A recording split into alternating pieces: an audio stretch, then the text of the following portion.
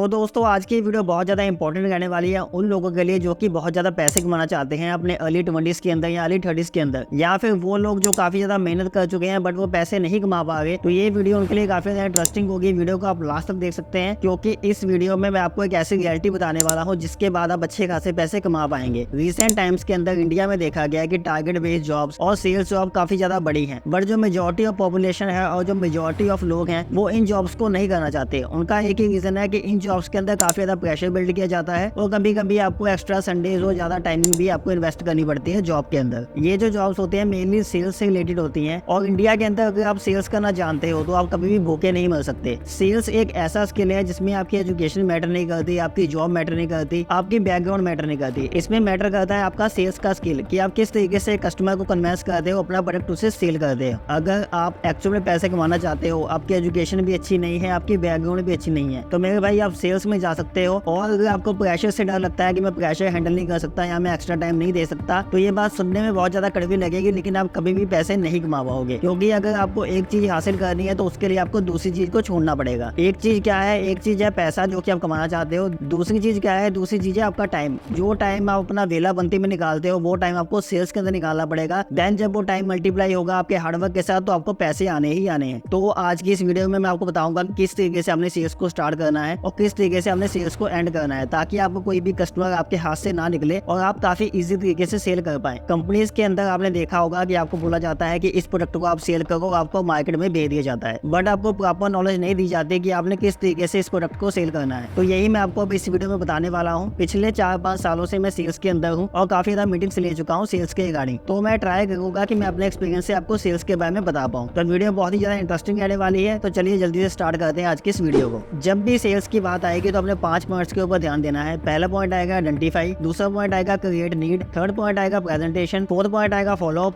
और fifth point आएगा convert. तो चलिए जल्दी से स्टार्ट करते हैं अपने पहले पॉइंट को। सबसे बड़ा जो ब्लंडर होता है वो यहीं पे होता है फर्स्ट पॉइंट में, आइडेंटिफाई में। आइडेंटिफाई में क्या ब्लंडर होता है कि हमारे जो सेल्स एग्जीक्यूटिव होते हैं वो ये नहीं चेक करते कि जिस पर्सन को वो पिच कर रहे हैं क्या वो उस प्रोडक्ट के लिए डिसीजन मेकर है। डिसीजन मेकर का मीन्स ये होता है कि क्या वो उस प्रोडक्ट को लेने के लिए खुद डिसीजन ले सकता है या फिर कोई और पर्सन उसके बिहाफ पे डिसीजन लेगा। तो जब भी आप सेल्स को स्टार्ट करते हो तो पहले आपने ये देखना है कि एक्चुअल में नीड किसे है और कौन इस प्रोडक्ट का लास्ट डिसीजन लेगा। इट मींस के कौन उस प्रोडक्ट को लेने के लिए अंत में अपना डिसीजन देगा या फिर कौन ऐसा पर्सन है जो उस प्रोडक्ट के लिए पैसे आपको देगा। तो चलिए मैं आपको एक एग्जांपल से बताता हूँ कि आप एक प्रोडक्ट को पिच करने गए, उस प्रोडक्ट की नीड उस पर्सन को है, बट उस प्रोडक्ट को लेने के लिए जो पैसे हैं वो उसके फादर ने देने हैं। अब इसमें ब्लंडर क्या होगा कि आप उस लड़के को तो कन्विंस कर दोगे, बट जब वो लड़का अपने फादर के पास जाएगा तो वो शायद अपने फादर को कन्विंस ना कर पाए जिस तरीके से आपने कन्विंस किया होगा, क्योंकि आपके पास सेल्स की नॉलेज होगी बट आपने सही जगह पे टारगेट नहीं किया, आपने आइडेंटिफाई नहीं किया कि किस बंदे ने इस प्रोडक्ट को लेना है। तो इसको ठीक करने का एक तरीका होता है कि जब भी आप सेल्स की पिच करने जाते हो पहले आप पर्सन को आइडेंटिफाई करो कि क्या वो लास्ट डिसीजन मेकर है। अगर वो लास्ट डिसीजन मेकर नहीं है तो आप उससे बात करो और पूछो कि लास्ट में डिसीजन कौन लेने वाला है। जो पर्सन डिसीजन लेने वाला होगा उसके पास जाइए, उसे डायरेक्टली पिच कीजिए। तो यहाँ पे आपको जो पहला पॉइंट है वो ठीक हो जाएगा। उसके बाद दूसरा पॉइंट आएगा क्रिएट नीड। अब मान लीजिए जिस पर्सन को आप पिच करने गए थे उसको प्रोडक्ट की नीड है या फिर नहीं भी है, तो आपको उसकी नीड को क्रिएट करना पड़ेगा। नीड को क्रिएट करना एक अपने आप में बहुत ही बड़ा स्किल है। नीड को क्रिएट करने के लिए आपको दिखाना पड़ता है कि मार्केट में क्या है, मार्केट में क्या चल रहा है और अगर आप इस प्रोडक्ट को नहीं लेंगे तो आपको क्या लॉसेस हो सकते हैं आने वाले टाइम में। नीड को क्रिएट करने के मल्टीपल रूल्स हो सकते हैं। इसके लिए आप फोमो क्रिएट कर सकते हो, इसके लिए आप अर्जेंसी क्रिएट कर सकते हो, इसके लिए आप लिमिटेड स्टॉक बोल सकते हो उन्हें। तो इसके काफी तरीके होते हैं। ये डिपेंड करता है कि आपका प्रोडक्ट कौन सा है, तो उसके अकॉर्डिंग आप नीड को क्रिएट कर सकते हो। अगर आपने पहले 2 पॉइंट्स टिक कर लिए तो उसके बाद मोस्ट पॉसिबली आपने 50% क्लाइंट को कन्विंस कर लिया है। उसके बाद हम चलते हैं अपने थर्ड पॉइंट के ऊपर। थर्ड पॉइंट आता है प्रेजेंटेशन। ये पॉइंट काफी ज्यादा इंपॉर्टेंट है, इसे आप ध्यान से सुनिए। प्रेजेंटेशन में क्या है कि जब भी कोई लड़का पिच करने जाता है या कोई भी सेल्स मैनेजर पिच करने जाता है किसी चीज को, तो वो गलती क्या करता है, वो जाके बताता है कि मैं इस कंपनी से हूँ और मैं ये प्रोडक्ट को बेचता हूँ। ये चीज आपने कभी भी नहीं कर दी। पहले आपने उस पर्सन को मिलना है, चाहे वो पर्सन आपका फ्रेंड है या किसी के थ्रू आपको मिला है या वो आपको मार्केट के अंदर मिला है, तो आपने पहले उसकी नीड को सुनना है कि वो एक्चुअल में चाहता क्या है, ब्रांड कौन सा होगा, किस कंपनी का होगा या क्या प्रोडक्ट होगा। ये आपने कभी भी उसे नहीं बताना है। पहले आप उसकी नीड को सुनिए कि एक्चुअल में उसकी नीड क्या है। उसके बाद एट द एंड आप थोड़ी बहुत बात कीजिए प्रोडक्ट के रिलेटेड और लास्ट में आप अपने बारे में बताइए कि हाँ मैं आपकी सहायता कर सकता हूँ इस प्रोडक्ट के लिए। देन आप अपने प्रोडक्ट को प्रेजेंट कीजिए उसके सामने। इस चीज से उसे ये लगेगा कि हाँ ये पर्सन एक्चुअल में मेरी हेल्प करना चाहता है और आप भी एक्चुअल में उसकी हेल्प कर ही रहे हो। इसमें यह है कि उस पर्सन को उसका प्रोडक्ट मिल रहा है और आपको एक सेल्स की यूनिट मिल रही है। तो अगर इस तरीके से आप रिलेशन बनाएंगे तो दोनों साइड से आपकी सेल्स बढ़ने के चांस काफी ज्यादा बढ़ जाते हैं। इसके बाद हम चलते हैं चौथे पॉइंट पे। इस पॉइंट के अंदर बहुत ज्यादा ब्लंडर देखने को मिलता है। ये पॉइंट है फॉलो अप। अब मान लीजिए आपने कस्टमर को आइडेंटिफाई भी कर लिया, उसके बाद आपने उसकी नीड को भी क्रिएट कर दिया, उसके बाद आपने क्लाइंट को प्रेजेंट भी कर दिया। अब इशू ये आता है कि लोगों को फॉलो अप लेना नहीं आता। फॉलो अप में वो क्या करते हैं, आज पिच किया, कल कॉल लगा दी, कल उसने मना किया, परसों फिर कॉल लगा दी। इन चीजों को आपको अवॉइड करना है। आपको वेट करना है कम से कम 7 से 10 दिन का। और अगर आपकी सेल्स पिच में दम है तो आप कम से कम महीने का ही वेट कर सकते हो। तो इसमें आपने कैसे क्लोज करना है या कैसे फॉलो अप लेना है, आपने उनको ये बताना है कि सर देखिए ये प्रोडक्ट था, ये मैंने आपको बता दिया है, जब भी आपको नीड होगी आप मुझे कॉल कर सकते हैं। तो इसमें ये होगा कि अगर आप उसे डेली बेसिस पर फॉलो अप लोगे तो वो बंदा आपसे इरिटेट हो जाएगा और आपका फोन उठाना बंद कर देगा। अगर आप उसे कॉल नहीं लगाओगे 7 से लेकर 10 दिन या 15 दिन तक, तो मोस्ट पॉसिबली 80 से 90% चांस है कि आपको कॉल करेगा। और अगर वो खुद प्रोडक्ट नहीं भी लेता तो कोई ना कोई पर्सन वो आपको जरूर मिला देगा जो कि आपका प्रोडक्ट लेने के लिए रेडी रहेगा।